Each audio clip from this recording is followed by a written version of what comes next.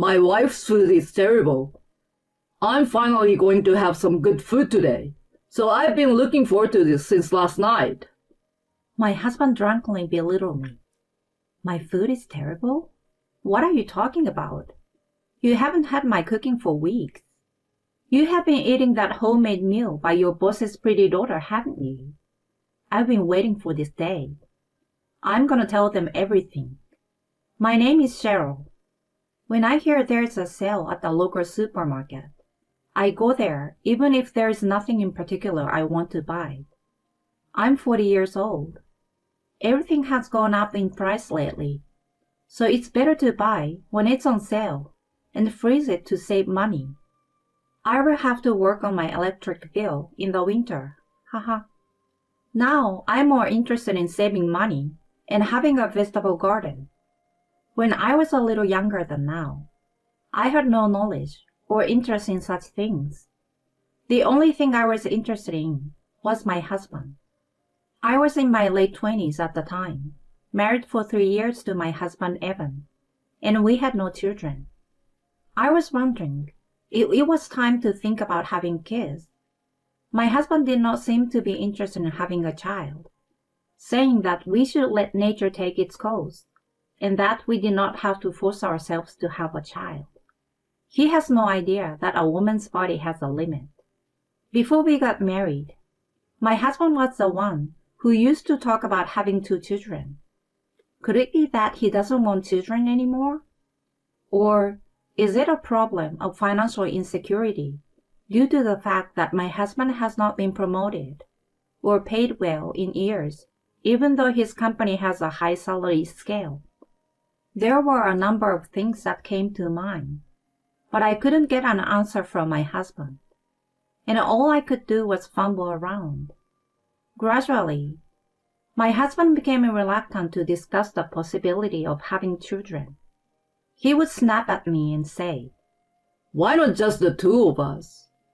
"It's not that we can't just be a couple. I love my husband and want to be with him forever. But it is also true that I want to have children, and it was extremely difficult for me to choose between the 2. As the number of arguments increased, there was no more opportunity for my husband and I to have a baby. And so, there was an awkward atmosphere between us. I don't know whether it was because of this or not, but my husband also stopped coming home for work, and the gap between us grew deeper and deeper. This made me reflect on the fact that I may have been too busy with thinking about having children. My husband may have had his own feelings, but I may have been putting my own wishes first, I thought. When I stopped talking about the child, my husband's attitude became calm, and it seems as if things were back to normal. However, it had become a tradition for us to have dinner every year on our wedding anniversary at the restaurant where he proposed to me. My husband would go straight to the restaurant after work, and I would dress up at home and meet up with him in front of the restaurant. I loved this day more than my own birthday because it was like when we were still dating. However, on our wedding anniversary this year, my husband did not show up at the restaurant. I waited for hours in the rain under an umbrella in front of the restaurant, and when I called his phone, he did not pick up. When I came home, he was sitting on the couch having a glass of wine. "Where have you been?" "Oh." He saw me all dressed up and remembered what day it was and apologized. It seems he had completely forgotten about our anniversary. I had written it on the calendar at home, but my husband didn't see it. My dissatisfaction with him about not wanting to have kids, and him not telling me how he really feels. I couldn't stop my feelings that I had been pretending to ignore from overflowing in my heart. Of course I was sad that he forgot our anniversary, but more than that, I felt as if my husband was neglecting me, so I was very frustrated. I couldn't help but blame him. "What am I to you?" Our wedding anniversary ended in a big fight. Someone once told me that it is a bad habit of women to be emotional. I think that's true, but I just couldn't control my emotions that day. My husband apologized to me later, but he didn't look me in the eye and didn't seem sincere either. On top of that, he never came home again, and the gap between us, which I thought had almost been closed, became even wider than before. Whenever I see him, he sometimes looks unhappy. He won't even smile at me anymore. I thought we might not make it. Just as I was thinking that, I got some very bad news. Hey, Cheryl, I saw your husband walking with a woman the other day. What? I was walking back home when I came across my neighbor, and she said that to me with a smirk. Immediately, the woman next to her said, Hey, Naomi, shut it! You can't just say that, can you? But her eyes looked a little amused. They were both hoping to hear what I have to say. It shows on their faces. This is what I hate about having neighbors.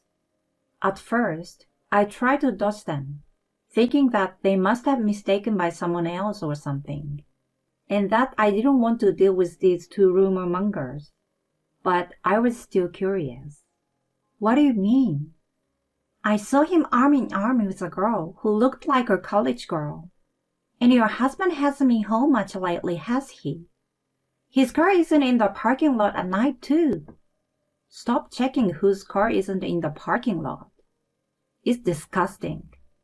That's what I thought, but held back from saying it out loud. Then the neighbors continued. He's cheating on you, right? They were looking at me as if to say, tell us something more interesting. My husband cheating on me? It's not possible. But is it true that he's with a college girl? How on earth did they know each other? Maybe I'm looking in the wrong place. I want to believe my husband, but the way things are going, there is a good chance that he's really in love with her. But without proof, I didn't want to believe it yet. I thought the neighbors wouldn't know the details anyway. It's just a misunderstanding. I decided to just let the conversation slide.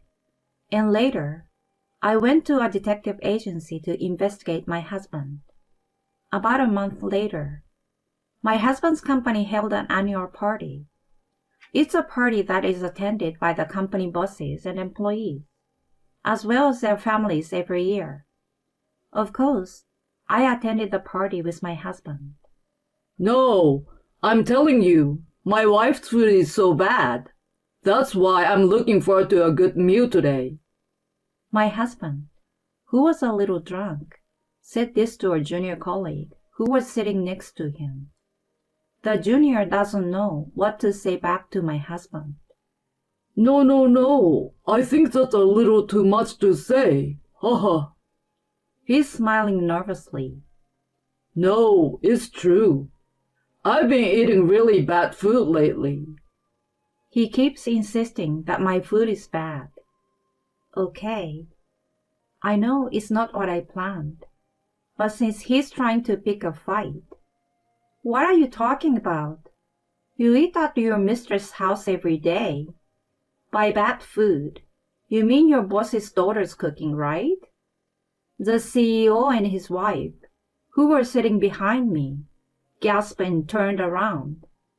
My husband was looking at me with his mouth hanging open. What? What are you talking about? Are you drunk already? Mistress? My boss's daughter? What are you talking about? My husband tried laughing at me. You're the one who is drunk, aren't you? You haven't eaten my cooking in ages. You must have mistaken me for someone else because you're drunk. I didn't miss the look of shock on my husband's face when I said that. Then, the CEO and his wife came in. The boss's daughter? Are you talking about my daughter? I was going to bring this up with the CEO and his wife at the end of the party, but my husband has moved up the schedule. I was going to reveal everything here anyway. My dear husband, get ready to go to hell. I nodded silently to their question and pulled out a photo from my bag. I showed them a picture. The picture showed my husband and a young woman coming out of the hotel arm in arm. The CEO and his wife turned pale when they saw it. But my husband remained puzzled because he had not seen the picture yet. This is... The CEO and his wife glared at my husband. What is it? Show me the picture. My husband looked troubled in the face of the unusual anger of the CEO and his wife, and pulled out the photo from my hand. What? My husband's eyes go wide, and he goes rigid. That's the one you are having an affair with, right? You knew? You've got to be kidding me. You're messing with my daughter. The boss tried to grab my husband by the chest. My husband dodged his boss's attack, but was stunned as if he had no idea what was going on. Your daughter? You didn't know? She's their daughter. What? He sounded like he was about to faint. Seriously? My husband looked at me and the picture oddly. He finally understood his position. The CEO and his wife told my husband, I will listen to what you have to say. We, the CEO and his wife, left the area, and he invited the daughter to another room to discuss the situation. Their daughter showed up after being summoned by her parents. Caroline is still a college student. I heard she is smart and as beautiful as an actress. I thought she was too good for my husband. Caroline met my husband at the party her friend invited her to. My husband had told her that he was single, and he had always kept his wedding ring off while they spent time together. Caroline broke down and cried on the spot. I believed you when you said you would marry me. Caroline cried on the CEO's chest. But I'm serious. How can you get married if you're not even divorced yet? Caroline's mother yells at him. Right. My husband's voice became smaller. You wanted me to divorce you because of the thing about having a child, didn't you? That's why you are suddenly not interested. He looked back at me with a puzzled look on his face. How did you know? I know, because the detective agency told me that you wanted to get a divorce before anyone found out about the affair. You didn't want to pay me alimony when I found out about the affair, right? You wanted to pretend that you suffered emotional distress because your wife kept insisting on having a child. It seems that you have put a lot of thought into it, huh? My husband didn't argue with my words. Instead, he kept looking down with a pale face. He didn't even make eye contact with me. You are a disgusting excuse of a man, you know that. The boss yells at my husband too. I apologize for what I did to your daughter, but I really meant to marry her. Shut up! If you're serious, you should get a divorce and tell her how you feel. You started out cheating on your wife, so what's the point of being serious? Can you believe that? The husband was at a loss for words when Caroline came to him and said, I can't believe anything you say now. Caroline was in tears. Don't you ever hang around my daughter again. You're fired. No way. My husband was more shocked by this than hearing Caroline's words. This is all that I wanted. I'm divorcing you too. I want alimony. I don't understand why this is happening. I beg your pardon? I don't understand why this is happening? Didn't you create this mess? And what you said earlier about the food being bad. I'm going to tell them.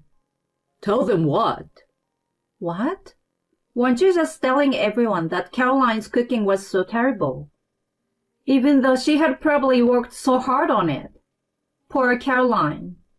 Oh, wait. Don't say that. Why are you in such a panic now? You're the one who started the whole thing, aren't you?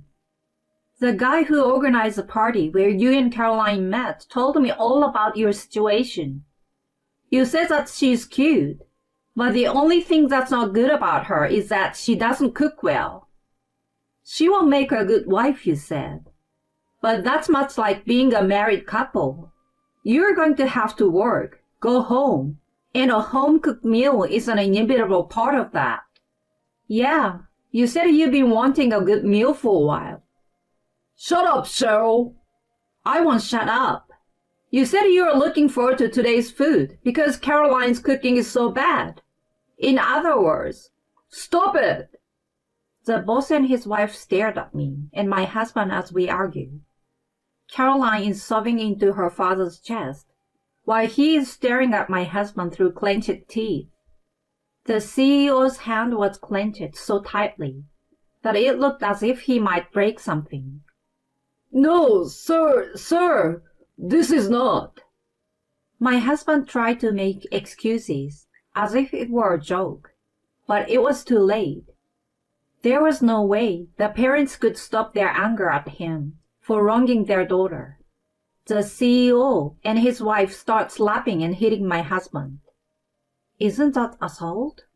Maybe. But if it were me, I'd have done that. It would be unforgivable for a parent to have their young daughter, who is still in college, be treated like that. Besides, my husband was her first boyfriend. I don't think it's right for an adult to have a date with a college girl. And I also wonder about Caroline's friend who had invited her. I also think Caroline should be a little more aware of the world. But it's still a case of an adult cheating a younger person.